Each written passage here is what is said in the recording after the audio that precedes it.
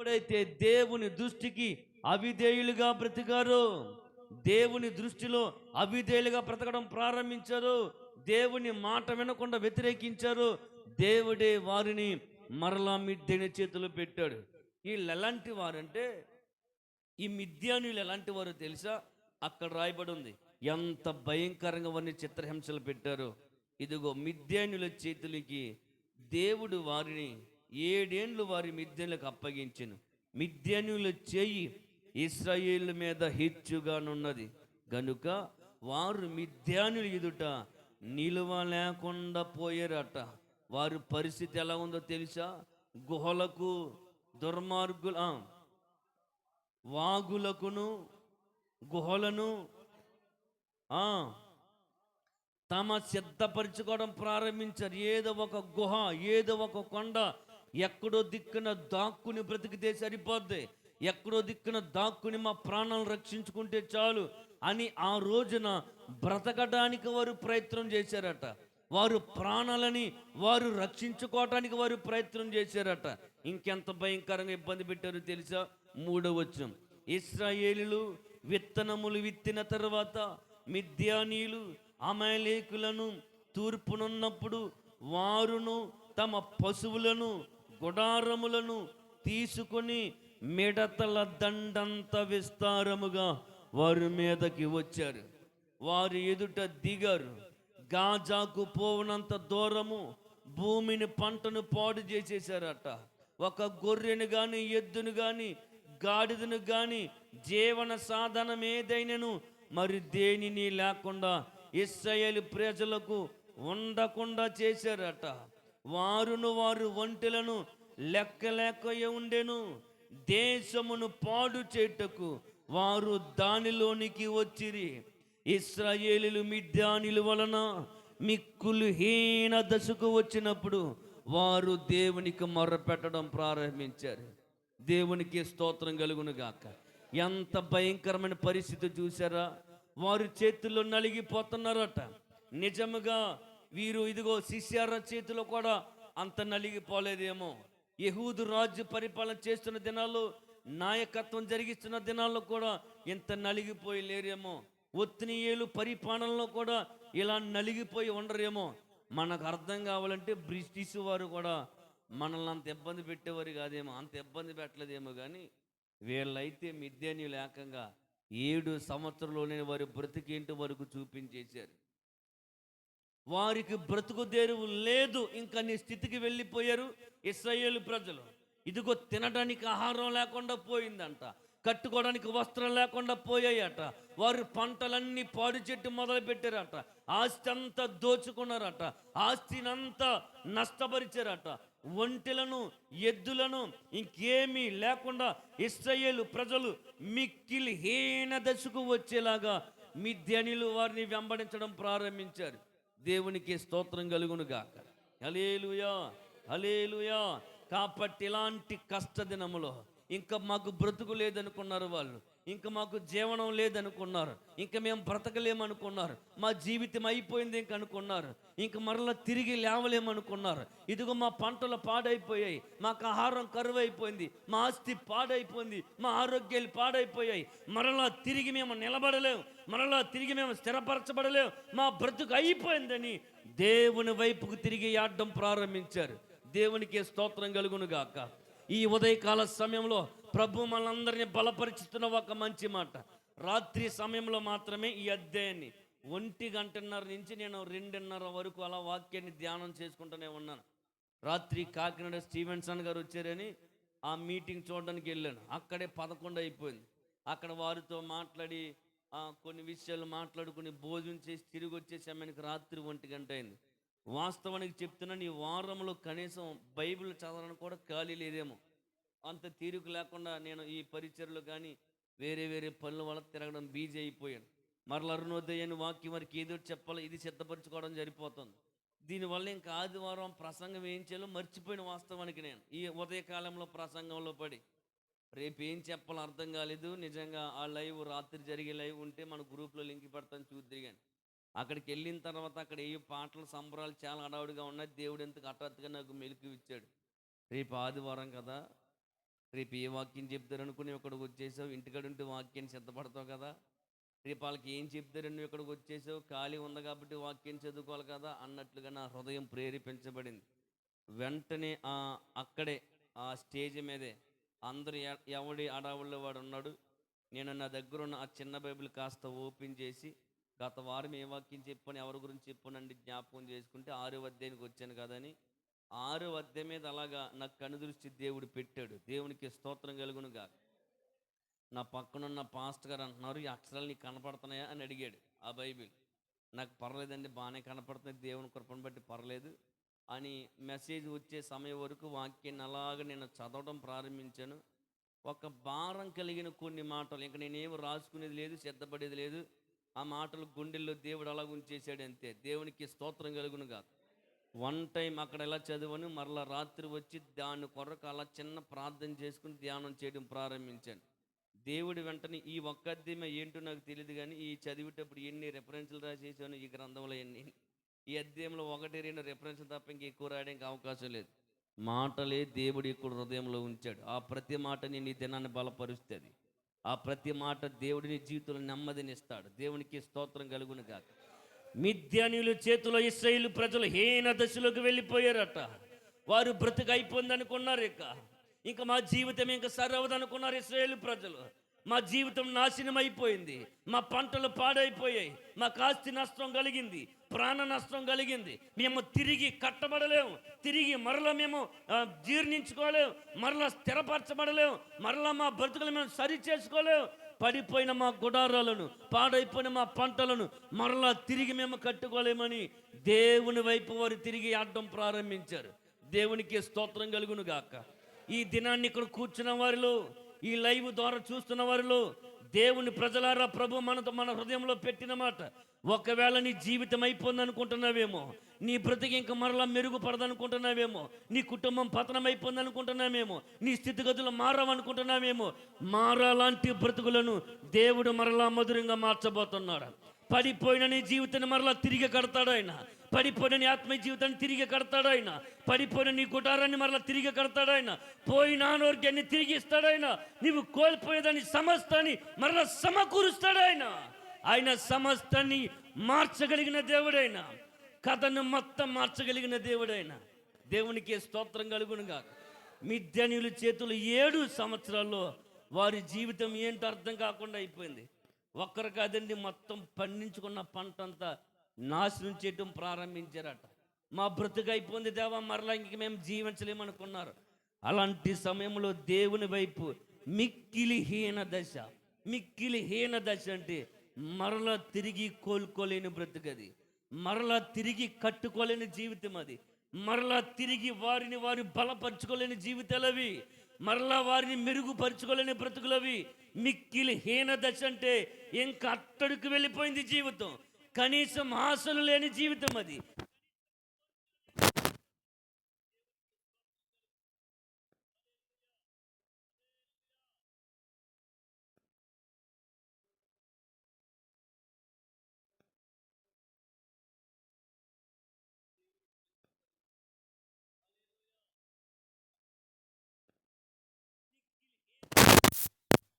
లేని స్థితి అది, మరల వారికి వారు కోలుకోలేని స్థితి అది.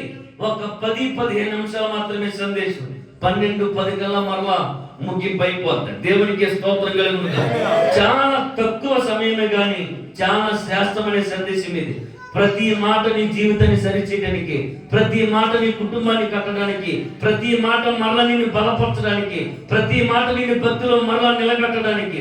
దేవునికి స్తోత్రం కలుగునుగా. నిజం చెప్పని మన జీవితం కూడా చాలా హీన దశలోకి వెళ్ళిపోయింది. చాలా దరిద్రమైన జీవితాన్ని అనుభవిస్తున్నాం. ఏదైనా పేరుకు బ్రతుకుతున్నాము కానీ ఎవడు గుండె తట్టినా ఏమీ బాగోలేదండి. బ్రతుకు ఏమి జీవితాలు ఏం బాగోలేదండి. ఏ ఇంటిలో నెమ్మది లేదండి, ఏ ఇంటిలో సంతోషం లేదండి, ఏ ఇంటిలో సమాధానం లేదండి, ఎవరు కుటుంబంలో ఆరోగ్యం లేదండి. మిక్కిలి హీన దశలో ఇశ్రాయేలు ప్రజలు ఎలాగైతే నలిగిపోతున్నారు, నేటి దినంలో కూడా మనము కూడా అలాగే నలిగిపోతున్న ప్రజలు ఉన్నారు. ఎటు చూసిన గమ్యం కనపడిన పరిస్థితి, ఎంత కష్టపడినా వృధాగా మారిపోతున్న పరిస్థితి. ఇదిగో వారికి ఎంత నష్టం కలిగిందంటే మిద్యానీయుల చేత అతి మిక్కిలి హీన దశలోకి వెళ్ళిపోయారు. వారు అనుకున్నారు, ఈ సంవత్సరం బాగా మనం పండించుకున్నాం, పర్వాలేదు, మనకున్న రుణాలన్నీ తీరిపోతాయి, బాగా మరలా యథార్థిస్తూ మనం వచ్చేస్తామని అనుకున్నారు. కానీ ఈ మిద్యానీయులట వారు పంటనంతటిని పాడు చేయడం మొదలు పెట్టారు. వారు ఆస్తి అనుకున్న దాన్ని వారు పాడు చేయడం మొదలు పెట్టారు. వారికి ఏదైతే ఆధారం అనుకున్నారో ఆ ఆధారం లేకుండా పాడు చేశాడు శత్రువు. ఏదైతే నీకు ఆధారం అనుకున్నావో ఒకవేళ ఆ ఆధారం లేకుండా పోయిందేమో, ఏదైతే నీకు ఆధారం అనుకున్నావో ఆ ఆధారమే లేకుండా ఒకవేళ పోయిందేమో, అయినా పర్వాలేదు. ఇశ్రాయేలు ప్రజల వలె ఒకవేళ నలిగిపోతున్నా నీవు కృంగిపోతున్నా నీవు, సంగమా ప్రజలారా, ప్రభు చెప్తున్న మాట, మరలా మీరు దేవుని వైపుకు చూడగలిగితే, మరలా మీరు దేవుని వైపు కనులెత్తగలిగితే, మరలా మీరు దేవుని మాట వినగలిగితే, మీరు మరలా దోషంను వదిలివ్వగలిగితే, పాపాన్ని విడిచిపెట్టగలిగితే, దేవుని వైపు తిరగగలిగితే, మరలా ఇశ్రాయేలు ప్రజల్లో జీవితంలో దేవుడు గొప్ప అద్భుతాన్ని సృష్టించాడు. దేవునికి స్తోత్రం కలుగును గాక. ఆయన ఏం మార్చగలిగిన దేవుడైనా, కథను మొత్తం మార్చగలిగిన దేవుడైనా, ఏమైనా చేయగలవు, కథ మొత్తం మార్చగలవు, నీ నామముకే మహిమంతా తెచ్చుకుందువు. ఏమైనా చేయగలవు, కథ మొత్తం మార్చగలవు, నీ నామముకే మహిమంతా తెచ్చుకుందువు. యేసయ్యా యేసయ్యా, నీకే సాధ్యము. యేసయ్యా యేసయ్యా, నీకే సాధ్యము. స్థిరపరచువాడవు, బలపరచువాడవు, పాడాలి. నిలబెట్టువాడవు, హెచ్చించువాడవు, మా పక్షము నిలచి జయమిచ్చువాడవు. దేవునికి స్తోత్రం కలుగునుగా.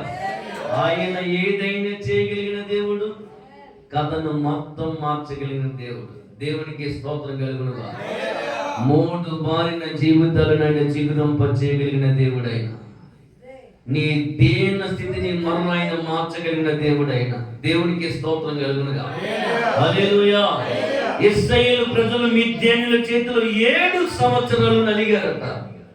వారు మిక్కిలి హీన దశకు చేరిన తర్వాత దేవుడు వారిని గుర్తు చేసుకోవటం, లేదా ప్రజలకు దేవుడు గుర్తొచ్చాడు. నిజంగా మనకి ఎప్పుడు గుర్తొస్తాడు దేవుడు? ఏదైనా కష్టం వస్తేనే, రెండోది ఏదైనా బలహీనత వస్తేనే, ఏదైనా మనకు నష్టపోతేనే దేవునికి స్తోత్రం కలుగునుగా. ఇదిగో పెద్దవారు బాగా అనుభవం కలిగిన వారు ఇలాగన్నారు, ఒక వ్యక్తి దేవుని యొద్దకు రావాలంటే 1 జబ్బైనా రావాలంట, లేదా 2 డబ్బైనా పోవాలంట. దేవునికి స్తోత్రం కలుగునుగా.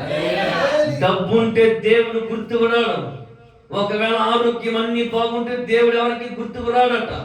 ఈ 2 విషయాలు ఏదోటి ప్రజల జీవితంలో లోపం జరిగితేనే దేవుని యొద్దకు పరిగెత్తుకుని వస్తారట. దేవునికి స్తోత్రం కలుగునుగా. హల్లెలూయా. ఇదిగో ఎవరు ఒకవేళ ఎలాంటి స్థితిలో దేవుని యొద్దకు వచ్చినా, ఇశ్రాయేలు ప్రజలు హీన దశలోకి చేరిన తర్వాత దేవుని పాదాలు పట్టుకున్నారు. వారు మిక్కిలి దీన దశలోకి వెళ్ళిపోయారట. కనీసం ఇంకా వారికి ఆశలు లేవు. వారి గుండెల్లో భయం బయలుదేరింది. ఏం బయలుదేరింది? భయం. ఇంకా మనము బ్రతకలేము, ఇంకా మనము తిరిగి నిలబడలేము, మనము తిరిగి మనం కోలుకోలేము, తిరిగి మనం మరలా ఏమి నిర్మించుకోలేము. మన జీవితం సున్నా, ఇంకా శాశ్వతంగా మారింది, మన బ్రతుకు అయిపోయిందని వారికి వారే నిరుత్సాహపడిపోతున్న సమయంలో వారి గుండెల్లో భయం బయలుదేరింది. వారు వెన్నులో వణుకు పడడం ప్రారంభించింది. జీవితం మీద ఆశలు పోయాయి. అలాంటి సమయంలో దేవుని వైపు చేతులు ఎత్తారు. దేవునికి స్తోత్రం కలుగునుగా. దేవుని వైపు ఎప్పుడైతే చేతులు ఎత్తారో ఒక మంచి వ్యక్తిని దేవుడు వారి విడిపించడానికి లేవనెత్తాడు. దేవునికి స్తోత్రం కలుగునుగా. ఇదిగో వారు నిజముగా మొర్ర పెట్టువానికి ఆయన సమీపంగా ఉంటాడు. ఇదిగో 33వ అధ్యాయం ఇర్మియా గ్రంథం 3వ వచనం, నీవు నాకు మొర్ర పెట్టుము, నేను నీకు ఉత్తరం ఇచ్చేదను. దేవునికి స్తోత్రం కలుగునుగా. వారు కష్టకాలమందు యెహోవాకు మొర్ర పెట్టిరి, ఆయన వారికి సమాధానం ఇచ్చాను. దావీదు అంటాడు 34వ కీర్తన 4-5 చరణాల్లో, ఇదిగో నాకు కలిగిన భయములు అన్నిటిలో నుంచి ఆయనే నన్ను విడిపించెను, తప్పించెను. దేవునికి స్తోత్రం కలుగునుగా.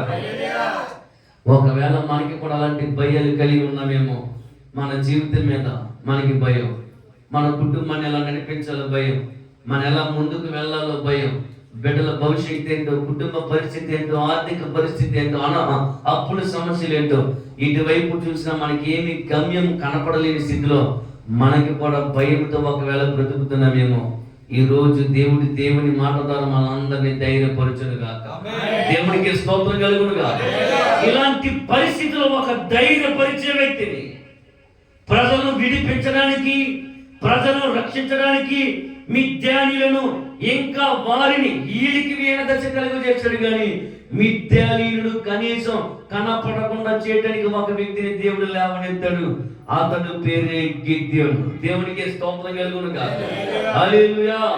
ఈ గిద్యోను కూడా ఎంత బలవంతుడో అంత బలహీనుడు, ఎంత ధైర్యవంతుడో అంత పిరికితనం కలిగిన వాడు. దేవునికి స్తోత్రం కలుగునుగా.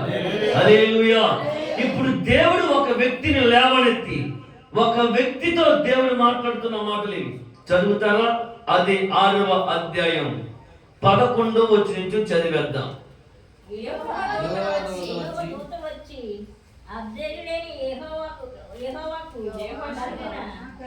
యావాసు కుమారుడైన గిద్యోను మిద్యానీయులకు మరుగైండునట్లుగా గానుగ చాటున గోధుమలను తొల్లగొట్టుచుండగా యెహోవా దూత అతనికి కనపడి, పరాక్రమము గల బలాఢ్యుడా, యెహోవాకు నీకు తోడై ఉన్నాడని అతనితో అనగా.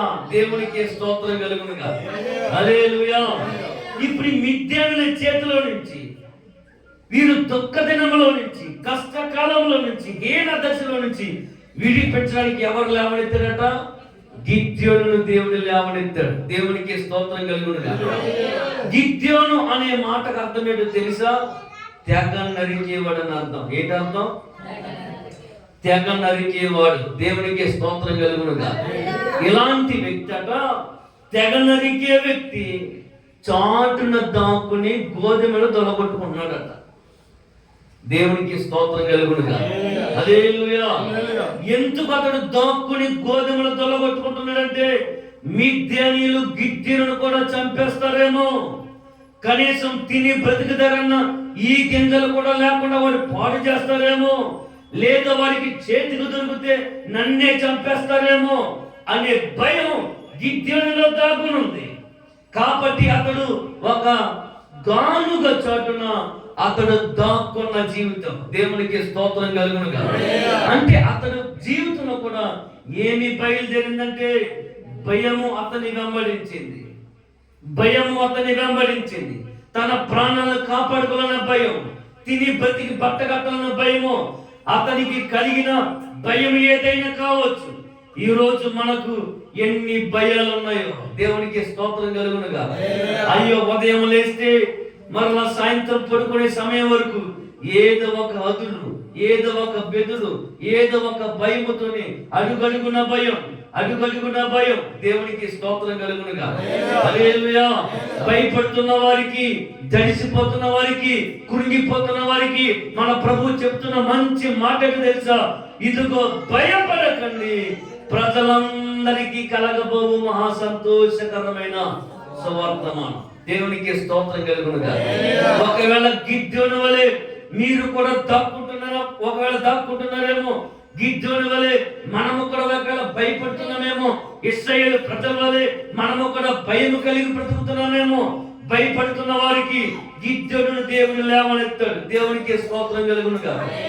ఇదేంటి, ఎంత పిరుకొని లేవనెత్తితే ఆడు మనల్ని విడిపిస్తాడు అని ఒకవేళ ఇశ్రాయేలు ప్రజలు కూడా అనుకునే ఉండొచ్చు. ఒకవేళ ఈ వాక్యాన్ని వింటున్న మనకు కూడా ఎలా ఉంటుందంటే, అతనేమో దాక్కుని అతని ప్రాణాలే అతనే కాపాడుకోవాలని అతను బ్రతుకుతుంటే, ఆ షాటుకు దాక్కున్న వాడు ప్రభు పిలిచి అంటున్నాడు, నీవు ఇశ్రాయేలు ప్రజలను మిథ్యాను చేతుల నుంచి విడిపించాలంటున్నాడు. దేవునికి స్తోత్రం కలుగును. హల్లెలూయా, హల్లెలూయా. ఇదిగో దాక్కుంటున్న నీవు, భయపడుతున్న నీవు, నేను బలహీనున్నయ్యా, నేను ఎలా నిలబడతాను, నేను ఎలా ఇది చేస్తాను, నేను ఎలా సాధించగలుగుతాను, నేను మరలా ఎలా తిరిగి నేను కట్టుకోగలుగుతాను అని ఒకవేళ గిద్యోను కూడా ఇలాగే ఒకవేళ నలిగిపోయి ఉండొచ్చు. నేనైతే నా మృతికి ఎంతయ్యా, నా జీవితం నా పట్టిదయ్యా, నా స్థితికి ఎంత లేపట్టివయ్యా. ఇదిగో నేను మనుష్య గోత్రానికి చెందినవాడిని, నేను కనిష్ఠుడను, నేను చిన్నోని, నాకేమి చేత కాదు, నా వల్ల ఏమి కాదు, నాకు నేనే ఏమి చేసుకోలేని హీన దశలో ఉండి నా ప్రాణాలు నేను కాపాడుకోవాలని దాక్కుంటే నీవు నిలబెట్టి పరాక్రమము గల బలద్దుడు అంటున్నావు. దేవునికి స్తోత్రం కలుగునుగా. అలాంటి పిరికి వ్యక్తిని దేవుని ధైర్యపరిచి, నీవు పిరికివాడు కాదు, పరాక్రమము గల బాలాద్యుడు. దేవునికి స్తోత్రం కలుగునుగా. ఒకవేళ నీవు భయపడుతున్నవేమో, నేనంతటి దాన్ని, అయ్యి బాబు నా వల్ల ఏమి అవదండి, నా బ్రతుకు ఆపడదండి, నా జీవితం అంతా ఇంకా అయిపోయిందండి, నా బ్రతుకంతా అయిపోయిందండి, నా స్థితి ఏమి బాగోలేదండి, నా పరిస్థితులు ఏమి బాగోలేదండి, నా ఇంటి పరిస్థితులు ఏం బాగోలేదండి, నా ఒంటి పరిస్థితులు ఏం బాగోలేదండి, నా స్థితిగతులు ఏమీ బాగోలేదండి, నేను ఎక్కడ బాగోలేదండి, చాలా బలహీనంగా ఉన్నాను, చాలా బలహీనతలో ఉన్నాం, చాలా కృంగిన స్థితిలో ఉన్నాం, మేము చాలా దీనదశలో ఉన్నాం, నా వల్లేను కదయ్యా, నేను బలహీనుని అన్నాడు గిద్యోను కూడా. దేవునికి స్తోత్రం కలుగును. హల్లెలూయా. నువ్వు ఏ విషయంలో కృంగిపోతున్నా, ఏ విషయంలో నలిగిపోతున్నా, ఏ విషయంలో ఒకవేళ నువ్వు చతికిలి పడిపోతున్నా, దేవుడు మరల నిన్ను బలపరిచే మంచి సమయం ఇది. దేవునికి స్తోత్రం కలుగును. దేవుడు మరల నిలబెట్టే మంచి సమయం ఇది. గిద్యోనుని ధైర్యపరిచిన దేవుడు ఈ పూట నిన్ను కూడా ధైర్యపరుచున్న మాట. నీవు పిరికివాడిని అనుకోకు, నీవు చిన్నవాడిని అనుకోకు, నీవు తక్కువ వాడిని అనుకోకు, నాకేమీ లేదని అనుకోకు, నేను దీన దశలో ఉన్నాను అనుకోకు. దేవుడు నిన్ను పరాక్రమ బలాత్తుడిగా నిలబెట్టబోతున్నాడు, నిన్ను బలవంతుడిగా నిలబెట్టబోతున్నాడు ఆయన, అందరికి ఉపయోగకరంగా నిలబెట్టబోతున్నాడు ఆయన. అనేక మంది నీ సహాయం కొరకు ఎదురు చూసే వ్యక్తులుగా దేవుడు నన్ను మార్చబోతున్న మంచి సమయం ఇది. దేవునికి స్తోత్రం కలుగునుగా. హల్లెలూయా, హల్లెలూయా. అతను దాక్కుంటున్నాడట, భయపడిపోతున్నాడట. అయ్యి బాబా, నేను వారితో యుద్ధం చేయలేను, వారితో నేను పోరాడలేను, వారితో నేను గెలవలేను, నా జీవితం అయిపోయింది ఇక్కడితో అనుకున్న వ్యక్తిని దేవుడు బలపరిచాడు. గిద్యోనా, నీవు ధైర్యం తెచ్చుకో, నువ్వు స్థిరపడు, నీవు బలపడు, నీవు నిలబడు, నేను తోడుగా ఉంటాను. దేవునికి స్తోత్రం కలుగునుగా. నీవుగా నిలబడలేవేమో గాని దేవుని తోడు నీతో ఉంటే అది ఎక్కడికైనా నడిపించేస్తాడు. దేవునికి స్తోత్రం కలుగునుగా. హల్లెలూయా. యాకోబుకు దేవుడు తోడై ఉన్నాడు. చీకటి అరణ్యంలో ఒంటరి ప్రయాణం యాకోబు జీవితం. ఇంటి దగ్గర నుంచి వస్తున్న సందర్భం, భయంకరమైన అరణ్యంలో ఒక్కడిగా మిగిలిపోయాడు యాకోబు. వెనక్కెళ్ళమంటే శత్రువు, ముందుకెళ్ళమంటే చీకటి, ఏమి అర్థం కాని పరిస్థితిలో అక్కడే నిలిచిపోయి చిన్న ప్రార్థన చేసుకున్నాడు, దేవా నీ తోడు నాకు సహాయం ఉంటే చాలన్నాడు. యాకోబుతో దేవుడు మాట్లాడే రాత్రి తలకాడగా చేసుకున్న ఆ రాత్రి దగ్గరికి దేవుడు ఆ దోతలు ఎక్కి దిగి ఆకాశం నుంచి రావడం చూసాడంటే మంచి దర్శనం. దాంతో వస్తున్న మాటలు ఏం చెప్తున్నా తెలుసా? ఇదిగో యాకోబా, నీ వెళ్ళి ప్రతి స్థలంలో కూడా నేను నీతో వస్తాను, నీకు ముందు వెనక నేను తోడుగా ఉంటాను. దేవుడికి స్తోత్రం కలుగునుగా. హల్లెలూయా. యాకోబుకు తోడై ఉన్న దేవుడు ఈ రోజు నీకు నాకు తోడుగా ఉంటాడు. ఎవరు తోడుగా ఉన్నా లేకపోయినా నీ ఇంటి వారు నీకు తోడుగా ఉండలేకపోయినా, నీ బంధువులు నీకు తోడుగా ఉండలేకపోయినా, నీ రక్త సంబంధం నీకు తోడుగా ఉండలేకపోయినా, నీ ఇంటి వారి ఒకవేళ నీకు తోడుగా ఉండలేకపోయినా, దేవుడు మాత్రం ఎప్పుడు నీకు తోడుగానే ఉంటాడు. దేవునికి స్తోత్రం కలుగును గాక. హల్లెలూయా.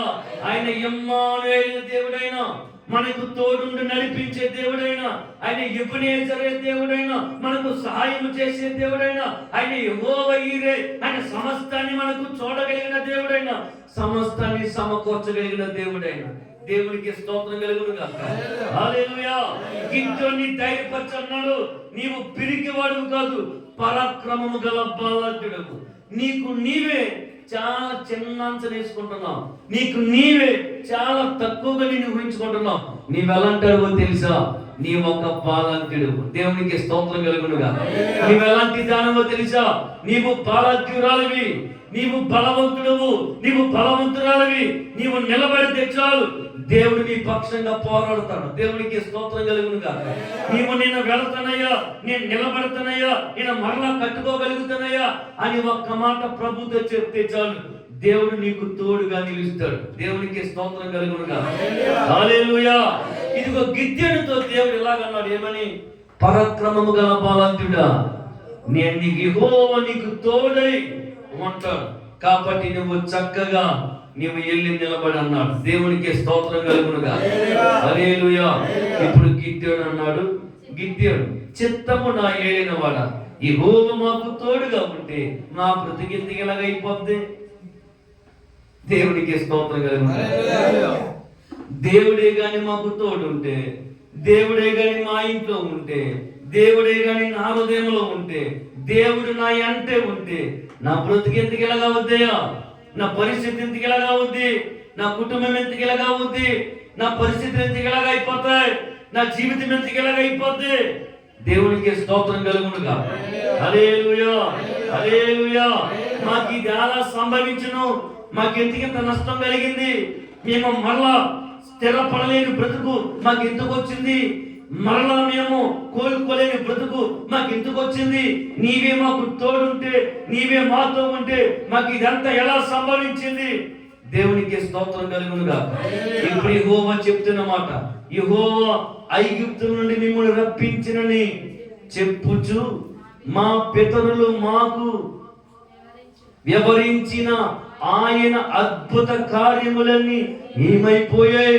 ఆయన గొప్ప దేవుడు అని చెప్పారు, విడిపించేవారని చెప్పారు, నడిపించేవారని చెప్పారు, తోడుగా ఉంటారని చెప్పారు. అలాగే ఉంటే మా బ్రతుకులు ఎందుకు ఎలాగైపోతాయి అని దేవునితోనే పోరాడుతున్నాడు గిద్యోను. దేవునికి స్తోత్రం కలుగునుగా. హల్లెలూయా. హల్లెలూయా.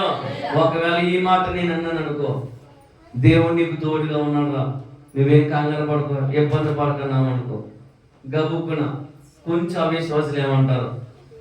ఏం తోడున్నా లేదండి, ప్రభు నమ్ముకున్నా కానీ మనకి ఏం చేశాడండి. అప్పుడు అలాగే ఉన్న బ్రతుకు ఇప్పుడు కూడా అలాగే ఉంది. ఏం బాగుంది మా బ్రతుకులో? ప్రార్థన మాంత లేదు, మందిరం మాంత లేదు, దేవుడికి ఇవ్వటం మాంత లేదు, మేమేం మానేస్తున్నాం, అయినా మాకు ఎందుకు వచ్చింది ఈ పరిస్థితి అని ప్రజలు కూడా ఉంటారు కదా. గిద్యోను కూడా అలాగే అడుగుతున్నాడు, ఒకవేళ నీవే మాకు తోడుగా ఉంటే మా కుటుంబాలు ఎందుకు పాడైపోతాయి? మాకు ఇంత నష్టం కలుగుద్ది, ఎంత హీన దశ, కనీసం బ్రతకాలని ఆశలు కూడా కోల్పోయాయి. మేము దాక్కుని బ్రతకారంట వాళ్ళు, వారు ఒక గుహలు వెతుక్కున్నారంట వాళ్ళు, కొన్ని కొండలు వెతుక్కున్నారంట వాళ్ళు. ఆ కష్టాన్ని భరించలేక, ఆ కష్టంలో నిలబడలేక, ఆ శోధనలో భరించలేక, ఆ శోధనలో నిలబడలేక, వారు బ్రతుకు నడిపించుకోలేక, వారు కుటుంబ పరిస్థితులు బట్టి, ఆర్థిక పరిస్థితులు బట్టి, అనారోగ్య పరిస్థితిని బట్టి, అప్పుల పరిస్థితిని బట్టి జీవితం కృంగిపోయిన జీవితం, హీన దశలకు వెళ్ళిపోయిన జీవితాలు అవి. దాక్కునే బ్రతుకుతున్నారు. ఇంకా కంటబడితే చనిపోతామేమో, అలాగని బ్రతకలేము, అలాగని వారికి ఎదురు దాడి చేయలేము. ఇలాంటి బ్రతుకులు ముందు చూస్తే గొయ్యి, వెనక చూస్తే నుయ్యి, ఏం చేయాలో అర్థం కాని పరిస్థితి ఇశ్రాయేలు ప్రజల పరిస్థితి కూడా. ఇలాంటి పరిస్థితి మాకు ఎందుకు వస్తుంది అని ఏడ్చాడు గిద్యోను. దేవునికి స్తోత్రం కలుగునుగా. నిజముగా నీ గుండెలో ఇలాంటి భారం కలిగి ఉంటే ప్రభువుని అడుగు, నీవే మాకు కానీ మాకు తోడుగా ఉంటే, నీవే కానీ మాతో ఉంటే మాకెందుకు వచ్చిందయ్యా ఎంత హీన దశ, మాకెందుకు వచ్చిందయ్యా ఎంత గట్టు పరిస్థితి అని ప్రభు యొక్క మొరపెట్టగలిగితే మన పరిస్థితులన్నీ మార్చగలిగిన దేవుడైనా. దేవుడికి స్తోత్రం కలుగుగా. హల్లెలూయా, హల్లెలూయా. ఇదిగో గిద్యోను, నువ్వేం చెప్తున్నా నాకేం పర్వాలేదు, కానీ నీవు మాత్రం బాలాత్యుడివే, నీవు పరాక్రమ కలిగిన వాడివే, నీవు ధైర్యం తెచ్చుకో, నీవు నిలబడు, నీవు సాధించగలుగుతావు, నీవు గెలుస్తావు, మరలా తిరిగి కట్టబడతావు. దేవునికి స్తోత్రం కలుగునుగా. హల్లెలూయా. ఈ అద్భుత కార్యాలన్నీ ఏమైపోయాయి? యెహోవా మమ్మును విడిచిపెట్టి మిద్యానుల చేతికి అప్పగించినని దేవునితోనే చెప్తున్న మాట్లాడుతుగా మాటలు ఉన్నాయి. దేవుడి మాకు తోడు ఉంటే నిజంగా ఆయన ఉంటేదంతా జరగదు కదా. ఇదిగో మిద్దెనీళ్ళ చేతిలో తీసుకెళ్ళి మమ్మల్ని పెట్టావు కదా అని కోపగించుకుంటున్నాడో లేకపోతే సీరియస్ అడుగుతున్నాడు. నువ్వే కదా మాకుంటుంటే మా బ్రతికేలా అయిపోద్దా? నేను ఇశ్రాయేలు ప్రజలు ఆ మిద్దెని చేతిలో నలిగిపోతామా? మా ఇల్లులా గొల్లైపోద్దా? మా ఒళ్ళిలా గొల్లైపోద్దా? మా బ్రతికేలా అయిపోద్దా అని సీరియస్ అడుగుతున్నాడు. లేకపోతే తక్కువ అడుగుతున్నాడు. నీవే కానీ ఉండుంటే మా బ్రతికి ఎందుకు ఎలాగైపోతాయా? నీవే కానీ మాకు తోడుంటే మా పరిస్థితి ఎంత ఎలాగైపోతాయా? నీవే కానీ మాకు తోడుంటే ఆ శత్రువు చేతిలో మా జీవితాలు అంతమైపోవు కదా. తినడానికి ఆహారం లేకుండా పోయింది, ఉండడానికి నివాసాలు లేకుండా పోయాయి, చంటి బిడ్డలను ఎత్తుకుని ఎక్కడికి పారిపోవాలో తెలియని పరిస్థితి, పసిపిల్లలను పట్టుకొని పొట్టన చేతులు పట్టుకుని గుహల్లో దాక్కుని బతికాం మేము, కొండల్లో దాక్కుని బ్రతకడానికి ప్రయత్నం చేస్తున్నాం, గానుగు చాటున మా శత్రువుకు భయపడి బ్రతుకుతున్నాం. నీ పేరు పెట్టుకుని బ్రతుకుతున్న మా జీవితంలో మాకేం మేలు జరిగింది? మాకేమైనా మేలు జరిగిందా అని ఏడ్చడు గిద్యోను. దేవునికి స్తోత్రం కలుగునుగా. మనము కూడా దేవుని పాదాలు పట్టుకుని ఆడాలి. దేవా, నీవి మాకు తోడు నుండి మాకు ఈ పరిస్థితి ఎందుకు ఎలా ఉంటుందయ్యా? మా పరిస్థితి మార్చవా? మా కుటుంబ పరిస్థితి మార్చవా? నా ఆరోగ్య పరిస్థితి మార్చవా అని యాకోబు వలె ఏడవగలిగితే నువ్వు అనుకోని రీతిలో దేవుడు నిన్ను ఖచ్చితంగా హెచ్చిస్తాడు. యాకోబు ఒక రాత్రంతా దేవుని పాదాలు పట్టుకుని ఇలా అడగడం ప్రారంభించాడు. యెహోవా, నీవు నన్ను ఆశీర్వదిస్తేనే కానీ నేను నిన్ను పోనీయను వెళ్ళిపోతానంటున్నాడు యేసయ్య. నువ్వు వెళ్ళిపోతే కుదరదయ్యా. నువ్వు వెళ్ళిపోతే మరలా మా బ్రతికి ఎలా ఉందో మరలా అలాగే ఉంటుంది. నువ్వు కానీ దాటిపోయావంటే మరలా నా పరిస్థితి ఎలా ఉందో మరలా యథాస్థితికి వెళ్ళిపోతే ఈ రోజు నువ్వు దాటిపోనట్లేదు, ఈ రోజు నువ్వు నన్ను విడిచిపోనట్లేదయ్యా. నీవు నన్ను ఆశీర్వదిస్తేనే కానీ నిన్ను విడిచిపెట్టనన్న పట్టుదల కలిగిన ప్రార్థన యాకోబు ప్రార్థన. దేవునికి స్తోత్రం కలుగునుగా. రెండవది తెలుసు, హోషేయ గ్రంథం 12వ అధ్యాయం 3, 4, 5 వచనాల్లో యాకోబు ఆ రాత్రి అంతా దూతతో పోరాడి కన్నీరు కారుస్తూ దేవుణ్ణి బ్రతిమాలుకోవటం ప్రారంభించాడు. నా పరిస్థితి మార్చేయ, నా ఇంటి పరిస్థితి మార్చడం, మరలా తిరిగి ఇంటికి వెళ్తున్నాను. యాసావు ఏ కోపం మీద ఉన్నాడో తెలియదు. మరలా ఇంటికి వెళ్ళే సమయానికి అది దుఃఖంగా ఏర్పడితే 20 సంవత్సరాల తర్వాత ప్రేమ కలిగి నా బ్రతుకును మార్చుకుని నా స్థితిని మార్చుకుని తిరిగి వెళ్తున్నాను. ఇంటి పరిస్థితులన్నీ మార్చేవా? నా కుటుంబ పరిస్థితులన్నీ మార్చవా? నా ఆర్థిక పరిస్థితులన్నీ మార్చవా? నా స్థితిగతులన్నీ మార్చవని యాకోబు ఆ రాత్రంతా దేవుని పాదాలు పట్టుకుని ఏడవడం ప్రారంభించాడట. ఇదిగో హోషేయ గ్రంథంలో మీరు చదువుకోగలిగితే 4, 5 వచనాలు అతడు ఆ దూతతో రాత్రంతా పోరాడి కన్నీరు విడిస్తూ మగ సిరి గలవాడే కన్నీరు కార్చి ఏడ్చి అతడు జయము పొందుకొనెను. దేవునికి స్తోత్రం కలుగునుగా. మనము జయము పొందుకొందుముగాక, మన బ్రతుకులో జయము కలుగునుగాక, అపజయాలన్నీ తొలగిపోవునుగాక. అలా జయము పొందాలి అంటే, జయము కలగాలి అంటే, అపజయం పోవాలంటే, శత్రువు అనగదొక్కాలి అంటే, నీ శత్రువు మీద నీకు విజయం పొందాలంటే మనము చేయవలసింది ప్రార్థన. ఆ ప్రార్థనలో కన్నీరు ఉండాలి. ఆ కన్నీరు ప్రార్థనలో ప్రతిమాలు కూడా ప్రారంభించాలి. దేవుడు హృదయాన్ని కదిలించేసేది కన్నీటి ప్రార్థన. దేవునికి స్తోత్రం కలుగును. హల్లెలూయా, హల్లెలూయా, హల్లెలూయా. ఇలాగ దేవుణ్ణి అడుగుతున్నాడు. గిద్యోనికి ఈ దూతకి జరుగుతున్న మధ్య సన్నివేశం. దేవునికి స్తోత్రం కలుగునుగా. హల్లెలూయా. ఇదిగో ఆ దూతతో ఇలాగ మాట్లాడుతూ 15వ వచనం మనం చదువుకున్నాం. ఇప్పుడు 14వ వచనం. అంతటా యెహోవా అతని తట్టు తిరిగి, ఇదిగో నీవు బలము తెచ్చుకో. మాటలని విన్నది దూత. ప్రశ్నలన్నీ అడిగాడు. నీవి మాకు తోడుంటే ఇలా ఎందుకు జరుగుతుంది, ఎందుకు నష్టం కలుగుతుంది, ఎందుకు పతనం అయిపోతాం. ఇవన్నీ చెప్పిన తర్వాత అయిపోయింది, ఏదో అయిపోయింది. నీవు మరలా తొందరపాటు మాటలు మాట్లాడకు, నీవు బలహీనమైన మాటలు మాట్లాడకు. దేవుడు నిన్ను బలపరిచే మంచి సమయం కాబట్టి మనం ఏం తెచ్చుకోవాలట? బలము తెచ్చుకో. దేవునికి స్తోత్రం కలుగునుగా. హల్లెలూయా, హల్లెలూయా. బలము తెచ్చుకోవడానికి ప్రయత్నించు. బలము తెచ్చుకోవడానికి నువ్వు పరుగులు పెట్టు. బలము తెచ్చుకోవడానికి ప్రయత్నం చేయి. నువ్వు నిలబడటానికి ప్రయత్నం చేయి. ప్రార్థించడానికి ప్రయత్నం చేయి. ఎక్కడైతే నిలపబడ్డారో, ఎక్కడైతే హీన దశలో ఉన్నారో ఇశ్రాయేలు ప్రజలు, మరలా ఆ చోటే గొప్ప విజయాన్ని చూడబోతున్నారు వాళ్ళు. దేవునికి స్తోత్రం కలుగునుగా. అలా పొందాలి అంటే జయం ఏం తెచ్చుకోవాలి? మనం బలము తెచ్చుకోవాలి. దేవునికి స్తోత్రం కలుగునుగా. హల్లెలూయా, హల్లెలూయా. ఇదిగో సంసోను బలమంతా పోయింది.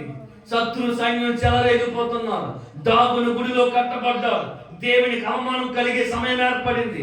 ఇప్పుడు ఇలాగ ప్రార్థన చేస్తున్న సంసోను, అయ్యా మరొకసారి నన్ను రేపండి అయ్యా, మరొకసారి నన్ను బలపరచండి అయ్యా, మరొకసారి ఆ పోయిన అభిషేకం తిరిగి నాకేమండి అయ్యా, నేను మరలా బలము పొందుకోవాలి, శత్రువును సైన్యాన్ని ఓడించాలని ప్రార్థన చేశాడు ఈ బలవంతుడైన సంసోను. దేవునికి స్తోత్రం కలుగునుగా. ఎప్పుడు ప్రార్థన చేశాడు? తన బలహీనతలో. ఎప్పుడు? బలహీనతలో. దేవునికి స్తోత్రం కలుగునుగా. బలమంతా పోయాక, బలము పోయిన తర్వాత గిద్యోను సంసోను మరలా బలం కావాలని ప్రార్థన చేశారు. దేవునికి స్తోత్రం కలుగునుగా. ఒకవేళ నువ్వు బలహీన పడ్డావేమో, ఒకవేళ నువ్వు శక్తిహీనులుగా మారావేమో, ఒకవేళ మిక్కిలి హీన దశలో ఉన్నావేమో, నీవు మరలా బలం తెచ్చుకో. బలం తెచ్చుకోవడం అంటే ధైర్యం తెచ్చుకోవాలని. దేవునికి స్తోత్రం కలుగునుగా. పిరికివాడిగా భయపడకు, ధైర్యం తెచ్చుకో. దేవుడు మన పక్షంగా ఉన్నాడు. దేవుడు ఖచ్చితంగా విజయాన్ని ఇస్తాడని ధైర్యం కలిగి మనం బ్రతకాలి. దేవునికి స్తోత్రం కలుగునుగా. హల్లెలూయా. బలము తెచ్చుకో అన్నాడంటే ఏ కొట్లో దొరుకుతుంది అనుకుంటున్నారో? ఏ షాపులో దొరికేది కాదు బలం. ఒకవేళ ఏదో తాగితే వచ్చే బలము కాదది. బూస్ట్ తాగితే వచ్చే బలము కాదది. పొద్దున్నే లేచి కింద మీద పోయి లేస్తే వచ్చే బలము కాదది. ఆ బలము ఎవరి వాళ్ళు తెలుసా? బలవంతుడైన దేవుడే ఇవ్వాలి. దేవునికి స్తోత్రం కలుగునుగా. ఆయన నిత్యుడగు తండ్రి, సమాధానకర్త, బలవంతుడైన దేవుడు. దేవునికి స్తోత్రం కలుగునుగా. బలమున్న వాడి దగ్గరికి వెళ్ళి కొంచెం బలమయ్యా అని అడిగితే ఆ బలం ఎలా వచ్చిందో చెప్తాడు. పోగుతున్నదే నా దగ్గరికి అన్న వాళ్ళ దగ్గరికి వెళ్ళి ఊరి దగ్గరికి పోతాను. వాళ్ళ దగ్గరికి వచ్చి నాకు బలం కావాలంటే గాయం చెప్తుంది. చాలా చెప్తుందా? అదే బలమైన వాళ్ళ దగ్గరికి వెళ్ళామనుకో, నీవు ఇంత ఆరోగ్యంగా ఇంత బలంగా ఎలా ఉన్నావమ్మా అని అడిగారు. ఏమి లేదు, పొద్దున్న లేచి 3 లోటాలు పాలు తాగేస్తాను, 4 జీడిపప్పు నోట్లు వేసుకుంటాను, ఇంకేంటి బీట్రూట్ జ్యూస్ తాగేస్తాను, అది ప్లేస్ గ్లో ఇచ్చేస్తుందంట. కాబట్టి బీట్రూట్, రెండోది అదేంటి క్యారెట్, ఇంకెలాంటివన్నీ తాగుతాను. నేను వేపులు ఏమి తిన్నాను, మాంసాహారం ఏమి నా దగ్గర ఉండదు అని ఇలా చెప్తారు. ఒక ఎలా చెప్పొచ్చు, నేను ఇంత బ్యూటీగా ఇంత అందంగా ఎలా ఉన్నావు, నీ సౌందర్యానికి రహస్యానికి కారణం ఏంటి అని అడిగితే అలా పోని చెప్తారు. నీకు బలగాలం వచ్చిందంటే ఇదిగో బూస్ట్ తాగాను నేను, కాబట్టి నేను పొడుగ్గా అయిపోయాను, లేదంత బలం వచ్చిందంట. దేవునికి స్తోత్రం కలుగుతుంది. ఆవిడ ప్రార్థన చేస్తాడు అప్పుడప్పుడు. ఎవడో జోషిగోడు నేను సంవత్సరంలాగా అయిపోను అంటున్నాడు. ఆడు ఊరికి కాదులో పడిపోవడం ఉన్నాడు, సంవత్సరంలో మారిపోతాడు. దేవునికి స్తోత్రం కలుగుతుంది. హల్లెలూయా, హల్లెలూయా. కాబట్టి బలము తెచ్చుకో. దేవుడే మనకు బలం ఇస్తాడు. ఎవరిస్తారు?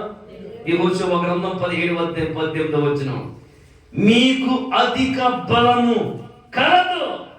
బలము లేదు అని బలహీనుని అని అనుకోకు. శక్తి లేదు, నేను శక్తిహీనురాలని అని అనుకోకు.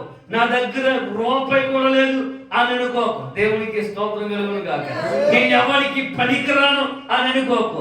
ఎవరికి పనికి రాని దానిని అని అనుకోకు.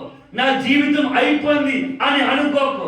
నీకేమీ తక్కువ కాదు, నీకు అధిక బలము కలదు. దేవునికి స్తోత్రం కలుగును గాక. బలము వేరు, అధిక బలం వేరు. దేవునికి స్తోత్రం కలుగును గాక. హల్లెలూయా. ఆయన మనకు అధిక బలమునిచ్చే దేవుడు. దేవునికి స్తోత్రం కలుగును గాక. అదే అధ్యాయం 23:9 బలము గల మనుషులను ఆయన కొట్టివేస్తాడట. దేవునికి స్తోత్రం కలుగును గాక. హల్లెలూయా, హల్లెలూయా.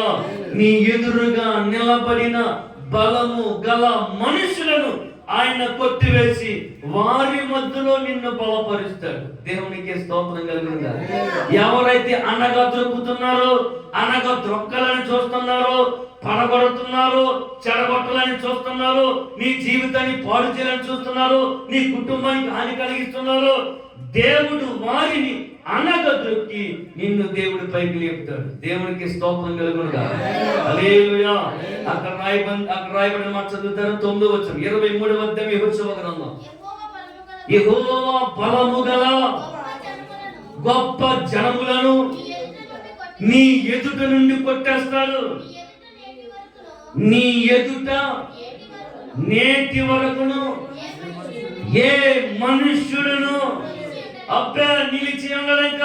దేవునికి స్తోత్రం కలుగును గాక. నువ్వు బలం తెచ్చుకుని నిలబడు, ధైర్యం తెచ్చుకుని నిలబడు. నీ జీవితాన్ని కట్టుకోవడానికి ప్రారంభించు. దేవుని మార్గంలో రా. నీ ఎదురుగుండా ఏ శత్రువు నిలబడలేడు. దేవునికి స్తోత్రం కలుగును గాక. ఏ శత్రువు నీ ఇంటిలో నివాసం చేయలేడు. ఏ సమస్య నీ తల్లికి చేరదు, ఏ సమస్య నీ ఇంటికి చేరదు, ఏ సమస్య నీ ఎదురుగా నిలబడలేదు. దేవునికి స్తోత్రం కలుగును గాక. కానీ ఎక్కడ సమస్య వస్తుందండి? అయ్యి బాబోయ్, నేను బలహీనురాలిని, నా వల్ల ఏం కాదు, నా నెత్తి మీద ఎత్తులు పెడితే పాహలో కూడా మారను అనుకున్న పరిస్థితులను దేవుడు మరల స్థిరపరచబోతున్నాడు, వారిని బలపరచబోతున్నాడు. దేవునికి స్తోత్రం కలుగును గాక. హల్లెలూయా. ఎలాగొస్తుంది బలం? మరి ఎలాగొస్తుంది మీరు చెప్పండి. అసలు బలం ఎలాగొస్తుంది మనకి? టీచర్ గారు ఒక స్టూడెంట్కి ప్రశ్న వేశారట, ఒరే అంటుపళ్ళు వల్ల ఉపయోగం ఏంటి అని. మీరు తెలివైనవారు కాబట్టి మిమ్మల్ని ప్రశ్న అడిగాను, మీరు చెప్పండి. అంటుపండు వల్ల ఉపయోగాలు ఏంటి?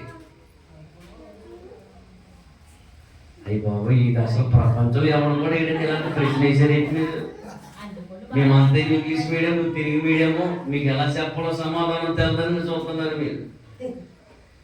ఎంతమంది ఎలాగైతే సైలెంట్ అయిపోయారో క్లాస్ అంతా అలాగే సైలెంట్ అయిపోయింది.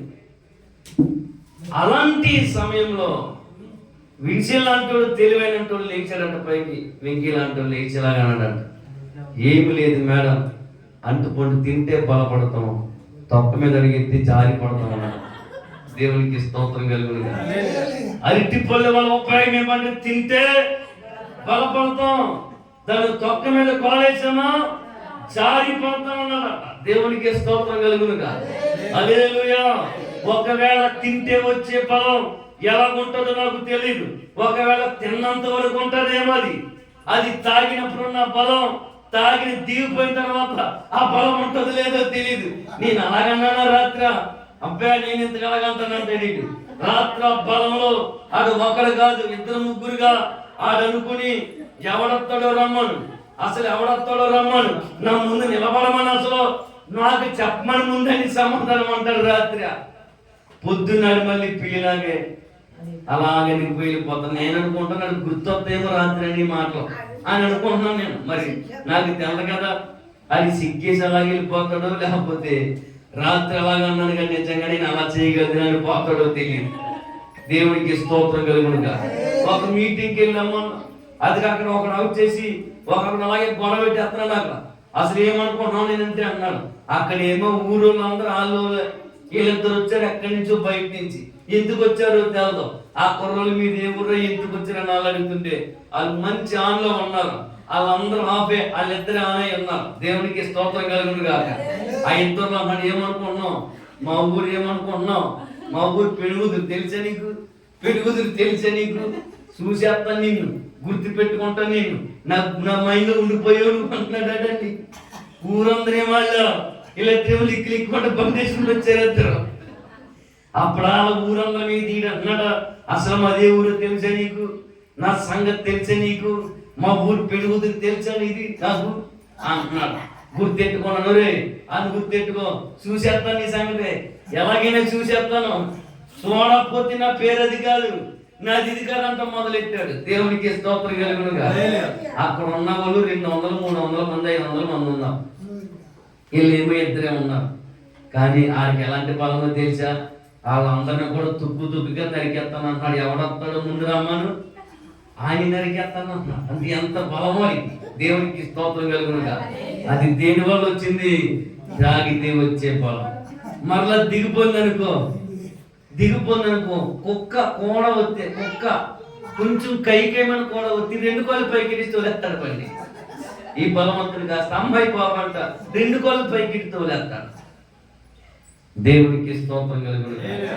ఎవరు ఇవ్వాలి మనకు బలం, దేవుడే ఇవ్వాలి. దేవునికి స్తోత్రం కలుగునుగా. హల్లెలూయా. యోబు గ్రంథం 10వ అధ్యాయం 16వ వచనం. యోబు గ్రంథం 10వ అధ్యాయం 16వ వచనంలో, నీ ఆశ్చర్యకరమైన బలము గలవాడవు నీవు నా మీద. చదవండి అన్నమాట. యోబు గ్రంథం 10వ అధ్యాయం. ఎడతెగక నీ ఆశ్చర్యమైన బలమును నీవు నా మీద చూపుదు. దేవునికి స్తోత్రం కలుగునుగా. ఆశ్చర్యకరమైన బలం, నువ్వు ఊహించలేని బలం, నువ్వు అనుకోని కార్యాలు, నువ్వు ఊహించని కార్యాలు దేవుడు నీకు బలాన్ని కలుగు చేస్తాడు. దేవునికి స్తోత్రం కలుగునుగా. హల్లెలూయా. దేవుడే నీకు బలమును కలుగు చేయవాడు. దేవుడే నీకు బలమును ధరింపచేయగలిగిన వాడైన. ఇదిగో యవనము వలె పక్షిరాజు యవనము వలె నీ యవనమును క్రొత్తదిగా మార్చగలిగిన వాడైన. దేవునికి స్తోత్రం కలుగును. హల్లెలూయా, హల్లెలూయా. కాబట్టి గిద్యోనా నువ్వేం తెచ్చుకోవాలి, బలము తెచ్చుకోవాలి. గిద్యోను ఎలాంటోడు, దాక్కుంటున్నాడు పిరికివాడిగా, కానీ దేవుడు స్థిరపరిచి, దేవుడు నిలబెట్టి, దేవుడు తోడుగా ఉండి గిద్యోనును బలపరిచిన దేవుడైనా, గిద్యోను నిలబెట్టిన దేవుడైనా, దాక్కున్న వాడిని, భయపడుతున్న వాడిని, బలహీనులను దేవుడు బలపరిచి నిలబెట్టాడు. ఈ దినాన్ని నీవు దాక్కుంటున్నావేమో, బలహీనుడు అనుకుంటున్నావేమో, నేను ఎందుకు పనికిరాని వ్యక్తిని అనుకుంటున్నావేమో, గిద్యోనును బలపరిచిన దేవుడు నిన్ను బలపరచును గాక. గిద్యోనును ధైర్యపరిచిన దేవుడు నీకు ధైర్యం కలుగజేయను గాక. గిద్యోనును నిలబెట్టిన దేవుడు నిన్ను కూడా నిలబెట్టును గాక. దేవునికి స్తోత్రం కలుగునుగా. ఇదిగో అంతటి బలము తెచ్చుకోను అని అంతటి యెహోవా అతని తట్టు తిరిగి బలము తెచ్చుకొని వెళ్ళి మిద్యానుల చేతిలో నుండి ఇశ్రాయేలును రక్షింపుము, నిన్ను పంపిన వాడను నేనే అని చెప్పగా, అతడు చిత్తము నా ఏలినవాడా, దేవా దేని సహాయము చేత నేను ఇశ్రాయేలును రక్షింపగలను? నువ్వేమో నన్నేమో నిలబడమన్నావా, బలం తెచ్చుకోన్నావు, ధైర్యంగా నిలబడన్నావు, ఏడొద్దన్నావు, దుఃఖపడొద్దన్నావు, నీ స్థితిని మార్చేస్తానన్నావు, పరిస్థితిని మారుస్తానన్నావు, ఏదైతే కోల్పోయావో దాన్ని తిరిగి నీకు ఇస్తానంటున్నావు. అయితే నేను ఎలాగూ చేయగలనిది. దేవునికి స్తోత్రం కలుగునుగా. హల్లెలూయా, హల్లెలూయా. దేని సహాయము చేత నేను వారిని రక్షించాలి? నాకు సహాయం ఏంటి? నాకు సహాయపడేవాడెవడు? నాకెవరు సహాయము చేస్తారు? దేవునికి స్తోత్రం కలుగునుగా. నా కుటుంబం మనష్షే గోత్రంలో చాలా ఎన్నిక లేనిది, ఏర్పాటు లేనిది, కనీసం గుర్తింపు లేనిది. నేనంటే ఎవరికి లెక్కలేని బ్రతికైపోయింది. కుటుంబంలో అప్పుడప్పుడు ఇలాగే బాధపడుతుంటారు కొంతమంది. ఇదిగో ఏదో అలా బ్రతుకుతున్నాను తప్ప నన్ను ఎవరు లెక్క చేస్తున్నాడో, నన్ను ఎవరు పట్టించుకుంటారో, నాకెవరు ముద్దెడతారో, నాకెవరు సహాయం చేస్తారో, నన్ను ఎవరు నిలబెడతారో అని చాలా సందర్భాల్లో అందరూ ఉన్న ఒంటరిగా బ్రతుకుతున్న సందర్భాలు చాలా ఎదురవుతాయి మనకి. అందరి ఉన్న ఒంటరిగానే మన ప్రయాణం ప్రారంభమవుతుంది. వాస్తవానికి నువ్వు గమనించుకోవాలి, తల్లి గర్భంలో వచ్చిన నీవు ఒంటరి వాడిగానే వచ్చావు, మరలా ఒంటరి దానిగానే భూమి మీద విడిచి వెళ్ళాలి. ఈ మధ్యలోనే బంధాలు బంధుత్వాలు ఏ ఉంటారు, వారు కూడా నీ సమాధి యొద్ద వరకే వస్తారు, కానీ సమాధిలోనికి దగ్గర కదా. దేవునికి స్తోత్రం కలుగును. హల్లెలూయా. ఎవరు నాకు సహాయం? మనస్సే గోత్రంలో ఉన్నాను నేను, నా ఎన్నిక లేని గోత్రం నాది, ఎవరికి ఉపయోగం లేని బ్రతుకునేది, కనీసం గౌరవం లేని బ్రతుకునేది, నేనేమో కనిష్ఠుడను, చివరి వాడను, ఎవరికి గుర్తులేదు నా బ్రతుకు అని అడుగుతున్నాడు గిద్యోను. నిజమే, దావీదు జీవితం కూడా అలాగూ తృణీకరించబడిన జీవితమే కదా. దావీదు కూడా చివరి వాడే, దావీదు కూడా ఎన్నిక లేనివాడే, దావీదు కూడా ఏర్పాటు లేనివాడే, దావీదుకు కూడా కనీసం తన ఇంటి వారికి కూడా గుర్తు లేదట. ఎంత దౌర్భాగ్యమైన పరిస్థితి తెలుసా? కనీసం కన్న తల్లిదండ్రులు కూడా దావీదు ఎవడో తెలియదు అన్నట్లుగా వదిలి పాడేశారు. అన్నలు ఉన్నారే, వారు మంచిగా స్థిరపడ్డారు, కానీ దావీదును మాత్రం అలా వదిలేశారు. ఆడు బతికేదాడు బ్రతుకుతాడురా, ఆడు గొర్రెలు మేపుకుంటూ బ్రతుకుతాడు, అరణ్యంలో బ్రతుకుతాడు అని వారికి ఏదో సహాయకుడిగా, వారికి ఏదో పాలేరుతనంగా మారిపోయినట్లుగా దావీదు జీవితం కూడా మారిపోయింది. ఏదో వరకు జున్నె గంటలు రొట్టెలు పట్టుకెళ్ళడం తప్ప, గొర్రెలు కాసుకుంటూ బ్రతకడం తప్ప దావీదు జీవితం విలువ లేని జీవితం, దావీదు జీవితం ఏర్పాటు లేని జీవితం, దావీదు జీవితం ఎన్నిక లేని జీవితం. అతడు కూడా తృణీకరించబడ్డాడు. నువ్వేం పని మీద వచ్చావు? ఇక్కడ ఏంటి కథాడుతున్నావు? నీ వయసుకు తెలిసిన మాటలు మాట్లాడుతున్నావా? నీ బ్రతుకెంత, నీ వయసు ఎంత, నువ్వెందుకు వచ్చావు? మాకేదో తెచ్చావు, నాకు చెల్లిపోయి నుంచి ఆ గొడవలని నీకెందుకు? పొద్దు నుంచి కొలిసిన జన పెద్దలు లేవు, నీవు ఈ గొడవలని నీకెందుకురా అని దావీదును తోలనాడే. దేవునికి స్తోత్రం కలుగునుగా. అంటే అంత నీచంగా చూశారు దావీదు, అంత అసహించుకున్నారు అన్నారు కూడా. వీడెందుకు పనికిరాడు అనుకున్నారు, తల్లిదండ్రులు కూడా వీడు వేస్ట్ కూడా అనుకున్నారు. కానీ అలాంటి వాడిని దేవుడు దృష్టించాడు. దేవునికి స్తోత్రం కలుగునుగా. నిజంగా ఆ సమయంలో దావీదు కూడా ఏడ్చే ఉంటాడు కదా, ఆ మాటలు భరించలేక, తృణీకరణ భరించలేక. నిజంగా చూడండి, అందరి మధ్యలో మనం చిన్న చూపు చూస్తున్నారు అనుకో, మనల్ని వేరుపరిచి చూస్తున్నారు అనుకో, మనల్ని ప్రత్యేకించి చూస్తున్నారు అనుకో, కనీసం గుర్తింపు లేకుండా మనం చూస్తున్నారు అనుకో, మనకి ఎంత బాధ అయిపోద్ది కదా, మనం ఎంత దుఃఖపడతాము కదా. దావీదు కూడా అలాగే ఏడ్చాడు. నన్ను ఒంటరి వాడిగా వదిలేరయ్యా, నేను ఎవరికి పనికిరాని కింద చూస్తున్నారయ్యా, నా వల్ల ఉపయోగం లేదన్నట్టుగా మారిందయ్యా, తల్లిదండ్రులు కూడా నన్ను పట్టించుకోవడం మానేశారయ్యా, అయ్యో తింటున్నాను లేదో అరణ్యంలో బ్రతుకుతున్నాడని కనీసం ఆలోచన లేకుండా బ్రతుకుతున్నాడు అని దావీదు తనకు తానే ఏడడం ప్రారంభించాడు. అనుకోకుండా ఒక రోజు వచ్చింది, దావీదు ఇంటికి సమూయేలు ఒక ప్రవక్త యెషయా ఇంటికి వచ్చాడు. అనుకోకుండా అద్భుతం జరిగింది. ఇదిగో మీ ఇంటిలో ఒకరిని పట్టాభిషేకం చేయడానికి వచ్చాం, మేము రాజుగా నిలబెట్టబోతున్నాం, నీ కొడుకులందరిని పిలు అని కౌరంపగానే గబగబా అందం, ఎత్తు, ఐశ్వర్యం కలిగిన వారిని, జ్ఞానం కలిగి యుద్ధ భూమిలో ఉన్న వారిని పిలువనంపారు.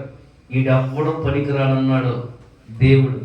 సమూయేలుతో చెప్తున్నారు వాళ్ళు, ఏంటి పెద్దోడు పనికిరాడా, చిన్నోడు పనికిరాడా, ఈడు పనికిరాడా, మూడోవాడు పనికిరాడా, నాలుగోవాడు పనికిరాడా, ఈడెవడో పని చేయకపోతే ఇంకెవడో పని చేస్తున్నాడు, వచ్చి ఇక్కడికి లేచిపో అని సీరియస్ అయ్యారు. ఆ ఇంటి యజమానులు ఎవరి మీద? సమూయేలు మీద. మీరు గట్టిగా మాట్లాడకండి, ఇంకా ఎవడో మిగిలి ఉన్నాడు, ఇంకా ఎవడైనా ఉన్నాడో అని పేరు చెప్పండి అన్నాడు. ఆ ఎవడో ఉన్నాడు, ఇప్పుడు అది ఎందుకు? ఏళ్ళ ఉపయోగం లేదు, ఏళ్ళే ఉపయోగం లేదు, వీళ్ళ వల్ల ఒరిగేది లేదని చెప్పు నీవు, ఇంకా ఎందుకు పని చేస్తాడు అని కనీసం వాళ్ళ గురించి చెప్పడానికి కూడా ఇష్టపడట్లేదు దావీదు గురించి. ఇలాంటి పరిస్థితిలో సమూయేలు అన్నాడు, అతను ఎవడు అర్జెంటుగా పిలిపించండి అన్నాడు. ఎక్కడో గొర్రెలు కాసుకుంటున్న వాడు ఉన్నాడు, ఇప్పుడు ఆడు కూడా ఎందుకన్నారు, లేదు ఆడుతూనే ఉంది గొడవ అంతా ఇప్పుడు అన్ని అర్జెంటుగా పిలవండి ఆడు వచ్చే వరకు నేను ఇక్కడ కూర్చుంటానన్నాడు. దావీదు వచ్చే వరకు సమూయేలు అలాగే ఇంటి దగ్గర కూర్చున్నాడు. దావీదుని పిలిచారు. అదిగో వారి ఇంటి గ్రౌండ్లోకి, ఆ వీధిలోకి, ఆ భూమిలోకి, ఆ ఇంటి గేటు దాటి వస్తున్నాడంతే. అప్పుడు దాకా కూర్చొని సమూయేలు కాస్త సరక్కన లేచి నిలబడ్డాడు. దేవుడు అన్నాడు, నేను కోరుకున్న మనుష్యుడు ఇతడే. ఒక్క నిమిషం ఆలస్యం చేయకుండా గబగబా నీ కొమ్ములో ఉన్న తైలిని అతని మీద పోసి అభిషేకించి పట్టాభిషేకం చేసి అన్నాడు. చప్పలు వచ్చి ప్రభు నన్ను ఎన్నిక లేని వ్యక్తి దావీదు, తృణీకరించబడిన వాడు దావీదు, ఏర్పాటు లేని వాడు దావీదు, ఎందుకు పనికిరాలనుకున్నవాడు దావీదు. వెంటనే దేవుడు అద్భుతంగా ఎక్కడైతే అవమానపరచబడ్డాడో, ఎక్కడైతే నిందపడ్డాడో, ఎక్కడైతే జీవితం లేదనుకున్నాడో, ఎక్కడైతే విలువ లేదనుకున్నాడో ఆ చోట వారి మధ్యలో దేవుడు ఊరేగించాడు దావీదుని. దేవుడి సింహాసనం మీద కూర్చోబెట్టాడు దావీదుని. రాజ్య దండాన్ని ఇచ్చాడు. చేతిలో ఉన్న కర్రను తొలగించాడు. చేతికి రాజదండం వచ్చింది. ఎక్కడెక్కడో కూర్చొని దేకుతున్న దావీదుకి సింహాసనాన్ని ఇచ్చాడు. ఇంటిలో లేకుండా ఎక్కడో బ్రతుకుతున్న దావీదుకి అద్భుతమైన ప్యాలెస్ లో బ్రతుకుతున్నాడు. అబ్బా, తిండికి మొహమాచ్యం ఉండొచ్చు, బట్టకి మొహమాచ్యం ఉండొచ్చు, కనీసం త్రాగడానికి మొహమాచ్యం ఉండొచ్చు, కనీసం తినడానికి, త్రాగడానికి, కట్టుకోవడానికి, ఉండడానికి కూడా దావీదుకి సరైన స్థితి గతి లేని బ్రతుకు దావీదుది. ఈ రోజును కూర్చుని తింటే కోట్లు కూడా కరగం. అలాగా ఆశీర్వదించేశాడు దావీదుని దేవుడు. హల్లెలూయా. దావీదు అంటే ఎవడో తెలదనుకున్న తల్లిదండ్రులు అన్నదమ్ములు అన్నారా? అది మా కుర్రోడని బాబాడు, అది పొట్టడు కానీ బాబు, చాలా ఇది ఏదో అనుకున్నానండి. ఏమన్నారా? అందరూ వేస్ట్, ఎక్కడ బతుకుతున్నారు. రాజు అండి, ఎవరి దగ్గర పని చేసి బతకట్లేదు దావీదు. అందరూ దావీదు దగ్గరకు వచ్చి పని చేస్తున్నారు. ఇప్పుడు దావీదు కూర్చోమంటే కూర్చోవాలి, నిలబడమంటే నిలబడాలి, పొమ్మంటే రమ్మంటే ఎవరెక్కడ చిత్తము ప్రభువా. వచ్చేస్తున్నారు బట్టలు అంతే. ఏం కావాలి? ఏ స్థితిలో పెట్టాడు దావీదునే? ఎన్నిక లేని స్థితి, ఏర్పాటు లేని స్థితి, చివరి వాడిగా బ్రతికిన, అల్పుడిగా బ్రతికిన, దీనుడిగా బ్రతికిన జీవితం దావీదు. 2వ సమూయేలు గ్రంథం 7వ అధ్యాయం 18వ వచనం అనుకుంటున్నా, చదువుతారా? 2వ సమూయేలు గ్రంథం. ఈ మాట చెప్పి ముగించేస్తాను. చాలా విషయాలు ఉన్నాయి కానీ సమయం లేదు. దేవుడు నా హృదయంలో పెట్టిన మాటలు మాత్రమే, రిఫరెన్స్ అంత ఎక్కువ ఏమీ లేవు. దేవుడు నాకు ఇచ్చిన మాటలే మీకు అవి చెప్తున్న మాటలు ఇవి. 2వ సమూయేలు గ్రంథం 7:18. దావీదు రాజు లోపలికి ప్రవేశించి యెహోవా సన్నిధిని కూర్చుండి ఇలాగు మనవి చేశాను, నా ప్రభువా, నా ప్రభువా. ఇది గోలతో కూడిన ప్రార్థన, దుఃఖంతో కూడిన ప్రార్థన, వేదనతో కూడిన ప్రార్థన, ఏడుస్తూ చేస్తున్నాడు ప్రార్థన. ప్రభువా, దేవా, నేను ఇంతగా హెచ్చింపబడుటకు అసలు నా బ్రతికి ఆపడిదని అర్థం ప్రారంభించాడు. నేను రాజునవ్వటం ఏంటి? నాకు ఈ గౌరవం ఏంటి? నాకు అసలు నా పరిస్థితి ఏంటో నాకు అర్థం కావట్లేదయ్యా. నా జీవితం అయిపోయింది అన్నారు ప్రజలు. ఒరే, నీ బ్రతికి అయిపోయిందిరా అన్నారేమో. ఒకవేళ నిన్ను కూడా నీ జీవితం అయిపోయింది అన్నారేమో, నీ బ్రతికి అయిపోయిందిరా అన్నారేమో. ఆడు బ్రతికితే కదా చూద్దామన్నారేమో, ఇంకా జీవితం లేదన్నారేమో, మరలా తిరిగి కట్టబడదామనుకున్నవారేమో. ఒకవేళ నిన్ను చూసి దావీదు కూడా అలాగే అనుకున్నారు ప్రజలు. దావీదు ఏడ్చాడు, అయ్యా ప్రభువా, యెహోవా, ఎంతగా నేను హెచ్చింపబడిటకు నేను అంతటి వాడినయ్యా. నా తెలివితేటలు ఆపట్టింది, నా చదువు ఆపట్టింది, నా వ్యాపారం ఆపట్టింది, నా ఉద్యోగం ఆపట్టింది, అసలు నా జీవితం ఆపట్టింది అయ్యా. ఎక్కడ గుర్తింపు లేని నా జీవితాన్ని ఒక ఉన్నతమైన స్థితిలో పెట్టవే, ఎంతగా హెచ్చింపబడుటకు నేనే ఆపట్టి వాడను. ఆ ప్రార్థన దావీదును ఒక ఉన్నతమైన స్థితిలోకి తీసుకువెళ్ళిపోయింది. దావీదు కృతజ్ఞత కలిగిన వాడిగా రాజు అయిపోయిన తర్వాత ఇంకెక్కడికి వెళ్ళలేదు, ఏమీ కోరుకోలేదు. 29వ వచనం అదే అధ్యాయం యెహోవా ప్రభువా దయచేసి నీ దాసుడనైన కుటుంబం నీ గుడిలో బ్రతికితే చాలు, నీ మందిరంలో పర్యటిస్తానయ్యా, జీవితకాలం అంతా నీకు రుణపడిపోయి ఉంటానయ్యా. నా బ్రతుకుని మార్చావు, నా స్థితిని మార్చావు, నా కథను మొత్తం మార్చావు నీవు. నేనే కాదు, నా కుటుంబం కూడా నిత్యము నిత్యము, అప్పుడప్పుడు కాదు, గుర్తొచ్చినప్పుడు కాదు, ఖాళీ ఉన్నప్పుడు కాదు, నిత్యము ప్రతిరోజు ప్రతి క్షణం నా కుటుంబంతో సహా నీ మందిరంలోనే బ్రతికితానని ఒప్పుకున్నాడు దావీదు. దేవునికి స్తోత్రం కలుగునుగా. స్థితి మారిన తర్వాత, బ్రతుకు మారిన తర్వాత దేవుణ్ణి వదలలేదు దావీదు. ఇదిగో గిద్యోను అంటున్నాడు, నాది కూడా అలాగే తృణీకరించబడిన జీవితం. మనస్సు గోత్రం ఉన్నది, ఎన్నిక లేని గోత్రం ఉన్నది, అందులో ఒక మనుషుని నేను చివరివాడిని, పైగా నేను ఎలా విడిపించగలనని చెప్పాడు. దేవునికి స్తోత్రం కలుగునుగా. లేదు లేదు, నేను నీకు తోడుగా ఉంటాను. ఒక్క మనుష్యుని హతము చేసినట్లు నీవు ప్రజలందరినీ, మిద్యానులందరినీ హతము చేస్తావు, హతము చేస్తావు. దేవునికి స్తోత్రం కలుగునుగా. 100 మందిని ముందు నిలిచున్న వారట నీకు ఒక్కడే అన్నట్టుగా దేవుడు చూపిస్తాడట. అందుకే దావీదు అన్నాడు కదా, 55వ కీర్తన 18వ చరణం, 17, 18 చరణాలు, నా చుట్టూ శత్రువులు అనేకులై అనేకులై అనేకులై అనేక మంది ఉన్నాను, వారి మధ్యలో నెమ్మదినిచ్చాడు. దావీదు కంటే బలమైన వాడు గొలియాతు, దావీదు కంటే బలమైంది ఎలుగుబంటి, దావీదు కంటే బలమైంది సింహం. కానీ ఒక్కడిగా, ఒంటరిగా దాన్ని మేక పిల్లను చీల్చేట్టుగా చీల్చాడట. సింహం మేక పిల్ల కనపడిందంటే ఎవరికే? దావీదుకి.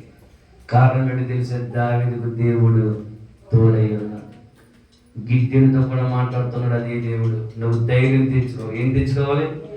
2 బలం తెచ్చుకో. నీ ఆలోచనలన్నీ మార్చుకో, పిరికితనాన్ని తొలగించుకో, ధైర్యంగా నిలబడి. బ్రతుకు అయిపోయిందనుకోక, స్థితి మారదనుకోక, గతి మారదనుకోక, మరలా దేవుడు పడిన చోట నేను లేవనెత్తుతాడు. కృంగిపోయిన స్థితి నుంచి ఒక ఉన్నతమైన స్థితిలో దేవుడిని నిలబెడతాడు. నీ బ్రతుకును మార్చగలిగిన వాడైనా, ఇశ్రాయేలు ప్రజల జీవితాన్ని మార్చడానికి ఎప్పుడే ప్రారంభించాడైనా. దేవునికి స్తోత్రం కలుగును. హల్లెలూయా, హల్లెలూయా. అయితే వారిని ఎలాగ విడిపించాడు మరి వచ్చే వారం నేర్చుకుందాం. కానీ ఎప్పటి వరకు గిద్యోను దేవుడు బలపరిచాడు. అతను అన్నాడు, ఒక గానుగ చాటున దాక్కున్నాడు. అతను కూడా భయం కలిగింది. కానీ దేవుడు బాలార్జుడిగా మార్చాడు. పరాక్రమము గల నీవు బాలార్జుడు, నువ్వు నిలబడు, నేను స్థిరపరిచి బలపరుస్తాను. బలము తెచ్చుకో. నీవు అంతా అయిపోయిందని అనుకోకు. శత్రుడు నీ మీద పెద్దవారి కావచ్చు, డబ్బున్నవారు కావచ్చు, మాటగారి కావచ్చు, అన్నీ తెలిసిన వారి కావచ్చు. నీవు ఒంటరి దానివని ఫీల్ నీలో తీసేయి. నాకెవరు లేరు అనుకున్న ఆలోచన తొలగించు. నా బ్రతుకు అంతా అయిపోతుందని ఆలోచన తొలగించు. ఇంకా నా బ్రతుకు స్థిరపడదు అనుకున్న ఆలోచన తొలగించేయి. ఇంకా నేను మరలా బాగుపడలేను అనుకున్న ఆలోచన తొలగించేయి. నేను ఒంటరి వాడును అనుకున్న ఆలోచన తొలగించేయి. దేవుడు మన పక్షంగా యుద్ధము చేసేవాడైన మోకరింద ప్రార్థనలో ఏకీభవిద్దాం. గొప్ప దేవా, మిద్యానుల చేతిలో నుంచి ఇశ్రాయేలు ప్రజలు విడిపించావు. ఒక్క మనుషుని హతము చేసినట్లుగా హతము చేయబోతున్నాడు గిద్యోను. 5 తండ్రి దాక్కున్న గిద్యోనుని, భయపడుతూ ఉన్న గిద్యోనుని ప్రజలందరూ దాక్కున్నారు. ఇశ్రాయేలు ప్రజలు కూడా శత్రువుకు భయపడి దాక్కున్నారు. నిజమే, మేము కూడా చాలా విషయాలు దాక్కుంటున్నాం. మేము కూడా భయపడుతున్నాం. మేము కూడా బలహీనపడిపోతున్నాం. మేమే మా బ్రతుకు చూసి చేదరించుకుంటున్నాం. మా బ్రతుకు మాకే అసహ్యం కలుగుతుంది. మా జీవితం మాకే విరక్తి కలుగుతుంది. ఇలాంటి కుటుంబంలో నన్ను ఎందుకు పెట్టావు? ఇలాంటి భర్త నాకు ఎందుకు ఇచ్చావు? ఇలాంటి భార్య నాకు ఎందుకు దొరికింది? ఇలా ఉన్నది నా తల్లిదండ్రులు. అయ్యి బాబు, ఇలాంటి ఇంట్లో నేను నివాసం చేయలేకపోతున్నాను.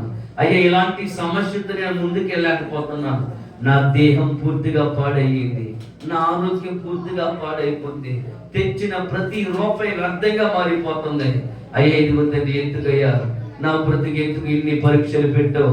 ఇన్ని శ్రమలో నన్ను ఎందుకు నడిపిస్తున్నావు? నీవే తోడుగా ఉంటే నీవే తోడుగా ఉంటే నాకు ఈ సమస్య వస్తుందా, నీవే తోడుగా ఉంటే నేను ఎంత నలిగిపోతానా, నీవే తోడుగా ఉంటే నేను ఇలా నలిగిపోతానా అని ఒకవేళ గిద్దెడు వలె నీ జీవితంలో ఈరోజు ప్రశ్న ప్రారంభించబడేదేమో. ఇప్పటికీ అనేక దినాలుగా అదే ప్రశ్న ఒకవేళ నీలో ఉండిపోయిందేమో. నీ ప్రశ్నకు దేవుడి దినాన్ని సమాధానం ఇచ్చాడు.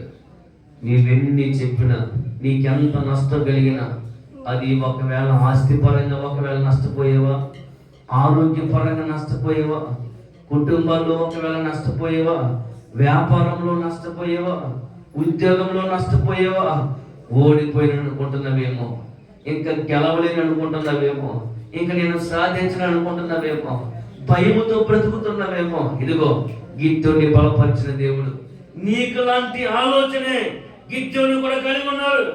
నిజంగా నీవు మాతో ఉంటే మాకెందుకు ఈ శ్రమ, మాకెందుకు ఈ కష్టం, మాకెందుకు ఈ నిందలు, మేమెందుకు ఇలాగ అనగదొక్కబడతాం, ఎందుకు మిక్కిలి హీనమైన దశలో మమ్మల్ని ఎందుకు పెట్టావు? నీవే ఉండుంటే మా బ్రతికిలాగైపోయేదా? అలాంటి కృంగిపోయే సమయంలో దేవుడు చెప్తున్న మాట తెలుసా? నేను నీకు తోడై ఉన్నాను, తోడై ఉన్నాను, నీవు నా మాట విను. నీ జీవితాన్ని సరి చేసుకో, నీ ప్రవర్తన సరి చేసుకోండి, దేవుడు మీకు తోడుగా ఉంటాడు. గిద్దోడితో అదే చెప్పాడు, నీకు నేను తోడుగా ఉన్నాను, నీవేం భయపడకయ్యా, నువ్వు ధైర్యం తెచ్చుకో. ఒక్క మనిషిని అర్థం చేసినట్టు చేస్తావు, నీకంత బలమునిచ్చేవాడు నేనే. ఆయన మనకు బలమును ధరింపజేయబడైన బలవంతుడైన దేవుడైన సమాధానం ఇచ్చే దేవుడైనా. నెమ్మది లేకుండా బ్రతుకుతున్నవేమో జీవితంలో, కుటుంబంలో శాంతి లేకుండా బ్రతుకుతున్నవేమో జీవితంలో, ఇంటిలో సమస్యలతో నలిగిపోతున్నావేమో, ఒంటిలో సమస్యలతో నలిగిపోతున్నావేమో, ఆర్థిక సమస్యల ఆర్థిక ఇబ్బందులతో అప్పులు సమస్యలతో ఒకవేళ నలిగిపోతున్నావేమో. ఎందుకు వచ్చిన జీవితం అని నీ జీవితం మీద నీకే అసహ్యం కలిగేటట్టుగా ఒకవేళ నీ బ్రతుకు మారొచ్చు. నేను కనిష్ఠుని, లెక్కలేని వాడిని, ఎన్నిక లేని వాడిని, ఏర్పాటు లేని వాడిని అనువేళ ఒకవేళ దుఃఖపడుతున్నవేమో. సంగమా, చూస్తున్న వారులారా, దేవుడు నిన్ను బలపరచబోతున్నాడు, దేవుడు నిన్ను స్థిరపరచబోతున్నాడు. చప్పుడు వచ్చే నామని నేను పడతాం. నిన్ను బలపరిచే మంచి సమయం ఇది, స్థిరపరిచే మంచి సమయం ఇది, నిలబెట్టే సమయం ఇది. ఆర్థికంగా స్థిరపరుస్తాడు, ఆరోగ్యపరంగా స్థిరపరుస్తాడు, సమస్యలన్నీ తొలగిస్తాడు. సమాధానం ఇచ్చే దేవుడైనా, నెమ్మదినిచ్చే దేవుడైనా, స్వస్థపరిచే దేవుడైనా, నీ బ్రతుకులో ప్రతి దాన్ని తారుమారు చేయగలిగిన దేవుడైనా, మారా బ్రతుకును మధురంగా మార్చగలిగిన దేవుడైనా, పడిపోయిన గుణాలని తిరిగి కట్టగలిగిన దేవుడైనా, నువ్వు ఏ స్థితిలో ఉన్నావు నీవు ప్రార్థన చేయగలిగితే, అయ్యా నా బ్రతుకు మార్చమని యాకోబు ప్రార్థన, కన్నీరు ప్రార్థన తన జీవితాన్ని మార్చింది, తన కుటుంబాన్ని మార్చింది, తన నడవడికను మార్చింది, తన జీవితాన్ని మార్చింది, తన లైఫ్ స్టైల్ మార్చేసింది, చరిత్రనే మార్చేశాడు దేవుడు. దావీదు చరిత్రను మార్చాడు, గిద్దోడు చరిత్రను మార్చాడు. ఈ పూట నీ చరిత్రను కూడా ఆయన మార్చగలిగిన దేవుడు. ఆయన ఏమైనా చేయగలవు, కథ మొత్తం మార్చగలవు, నీ నామముకే మహిమంతా తెచ్చుకుందువు. ఏమైనా చేయగలవు. అందరూ నిలువ మొక్కల మీద కొత్త మాకరకు 2 నిమిషాలు ప్రార్థన ముగించుకుందాం. నిలువ మొక్కల మీదకి రండి. ఏదో మీరు వేరే ఆలోచనతో ఉండకండి. ఇది ప్రభువు దర్శించే మంచి సమయం. ఎంత విలువైన మాటలో నన్ను బలపరిచింది ఈ సందేశం. నిన్ను కూడా బలపరిస్తే నీలో దుఃఖం ఆగదు, నిన్ను బలపరిస్తే నీ కన్నీళ్ళు ఆగు. ఖచ్చితంగా దేవుడి దినాన్ని ఏదో నీ బ్రతుకులో మేలే చేయబోతున్నాడు. నీవు అనుకుని కార్యం దేవుడు చేయబోతున్నాడు. సమయం వైపు చూడక కానీ నీవు దేవుడి వైపు చూడు. నిన్ను మంచిగా దర్శించే సమయం ఇది. నీ గతి, నీ స్థితిని మార్చగలిగిన సమయం ఇది. నీ పరిస్థితులన్నీ మార్చగలిగిన వాడైతాడు. నలిగిపోతున్న వారులారా, కృంగిపోతున్న వారులారా, కన్నీరు కారుస్తున్న వారులారా, వేదన చెందుతున్న వారులారా, ఎన్ని దినాలుగా నలిగిపోతున్నావు. 7 సంవత్సరాలు మిథ్యాని చేతిలో ఇశ్రాయేలు ప్రజలు నలిగిపోయారట. తిండికి కరువు అయిపోయింది వారికి, భర్తకి దూరం అయిపోయారు వారు, నీడకి ఉండడానికి నీడ కూడా లేదట. వారు గుహలను కొండలు ఎత్తుకుని దాక్కోవడానికి పరిగెత్తుతున్నారు తెలుసా. వారు కనీసం జీవితం మీద కూడా ఇంకా ఆశలు లేవు, ఇంకా ఆశలు లేవు. మా బ్రతుకంతా ఇంకా అయిపోయిందని మిక్కిలి మిక్కిలి హీన దశ. తిరిగి స్థిరపరచబడలేని బ్రతుకు వారిది. 7 సంవత్సరాల్లోనే వారి బ్రతుకు మూసిపోయిందంట, ముగిసిపోయిందంట. నీవు ఎన్ని సంవత్సరాల నుంచి నలిగిపోతున్నావో నాకు తెలియదు. వారైతే 7 సంవత్సరాల నుంచి నలిగారు మీ దగ్గర నుంచి. నీవు ఎన్ని సంవత్సరాల నుంచి నీ కుటుంబంలో నలిగిపోతున్నావు, ఏ సమస్య కొరకు నలిగిపోతున్నావో బిడ్డ, ఏ విషయం వరకు నువ్వు రాత్రికాల సమయంలో నిద్ర పట్టకుండా గలిబిలి చెందుతున్నావు, నువ్వు ఏ విషయం కొరకు కనీసం తినడానికి కూడా మనసు రాకుండా బ్రతుకుతున్నావు, ఎన్ని రాత్రులు నీవు బొక్క పెట్టి ఏడ్చిన దినాలు నీ కంట పడ్డుతున్నాయి కదా. ఎన్నో మార్లు నీ తలకాడ మీద కాచిన కన్నీరు నీకు గుర్తుకు రావట్లేదా? ఈ పూట వాటన్నింటినీ దేవుడు దృష్టిలో తీసుకున్నాడు. ఇదిగో ప్రభు చెప్తున్నాడు, నువ్వు ఏడవవద్దు, నీవు దుఃఖపడవద్దు, నీవు కృంగిపోవద్దు. సహోదరి సహోదరుడా, నీ హృదయాన్ని పరిశీలించగలిగిన వాడే, నీ ఆలోచన నీ పద్ధతి నాకు తెలియదు, కానీ దేవుడు నిన్ను చూస్తున్నాడు. నీ కన్నీటిని నాట్యంగా మార్చబోతున్నాడు, నీ దుఃఖాన్ని నాట్యంగా మార్చబోతున్నాడు ఆయన, నీ స్థితిని మార్చబోతున్నాడు ఆయన, నీ పరిస్థితిని మార్చబోతున్నాడు ఆయన, నీ చరిత్రను మార్చబోతున్నాడు ఆయన. నీవు మరలా తిరిగి కట్టబోతున్నావు, నీవు స్థిరపరచబడబోతున్నావు, నీవు దీవెనకరంగా మారబడుతున్నావు. నీ కన్నీరు వ్యర్థం కాలేదు. నీ కన్నీరు చెంపల మీదకు కారక ముందే దేవుడు దాన్ని ఒక బుడ్డులో దాస్తున్నాడు. నీవు కాంచిన కన్నీరుకైనా వెలకట్టి లెక్కలు చూచి తూచి నీకు దీవెనకరంగా మారుస్తాడు. ఏడ్చిన నీవు నీ భుజములను బలపరుచుకో, నూతన సంవత్సరం భుజాన్ని బలపరుచుకో. కన్నీరు కార్చి విత్తనం వేస్తున్న ప్రియ సహోదరి సహోదరుడా, ఇప్పుడు వేస్తున్న కన్నీరు, ఇప్పుడు వేస్తున్న దుఃఖం, నూతన సంవత్సరంలోకి నీ భుజాన్ని బలపరుచుకో, నీ చేతుల్లో బలము తెచ్చుకో, ఎముకల్లోకి బలము తెచ్చుకో, మూలుగుల్లోకి శక్తిని పొందుకో. ఎందుకో తెలుసా? సంతోషం అనే పనులు మోసుకుంటూ వెళ్ళాలి. సంతోషం అనే పనులు మోసుకుంటూ వెళ్ళబోతున్నావు. నీ జీవితంలో ఆనందాన్ని చూడబోతున్నావు. నీ జీవితంలో చెప్పవచ్చు ప్రబంధనం అయిపోతావు. నీ జీవితంలో ఆశీర్వాదాన్ని చూడబోతున్నావు. చెప్పవచ్చు ప్రబంధనం అయిపోతావు. నీ కుటుంబంలో నెమ్మది చూడబోతున్నావు. నీ చేతులకు బలము తెచ్చుకో, నీ కాళ్ళకు బలము తెచ్చుకో. లేదు కాళ్ళ వల్ల జంతువులై, లేదు కాళ్ళ వల్ల పరిగెత్తగలుగుతున్నావు. సంగమా, సహోదరి సహోదరుడా, నీవు బలము తెచ్చుకోగలిగితే, నువ్వు ధైర్యం తెచ్చుకోగలిగితే, నువ్వు నిలబడగలిగితే ప్రభు నీకు తోడుగా ఉంటాడు. దేవుడు నీకు తోడుగా ఉంటాడు. సంగమా, బలము భుజములకు తెచ్చుకో. సంతోషమని పనులు మొయ్యాలి వికరించి, ఆనందమనే పంటలు మొయ్యాలి నీవు. దీవెననే పంట ఎత్తుకుని వెళ్ళిపోవాలి నీవు. ఆనందమనే పంటలు నీవు భుజముల మీద మోసుకుని వెళ్ళాలి నీవు. వెళ్ళబోయే సమయం దగ్గర పడింది. వెళ్ళబోయే సమయం దగ్గర పడింది. అది రేపో నేడో జరగబోతుంది. నూతన సంవత్సరంలో నీ స్థితి చరిత్రను మార్చబోతున్నాడు ఆయన. నీ బ్రతుకును మార్చబోతున్నాడు ఆయన. నీ కథను మార్చబోతున్నాడు ఆయన. నీ కన్నీరు వ్యర్థమైపోయిందని ఒకప్పుడు నీ కన్నీటి ప్రార్థన ఆయన దాన్ని దాచాడు, దాన్ని తోస్తున్నాడు.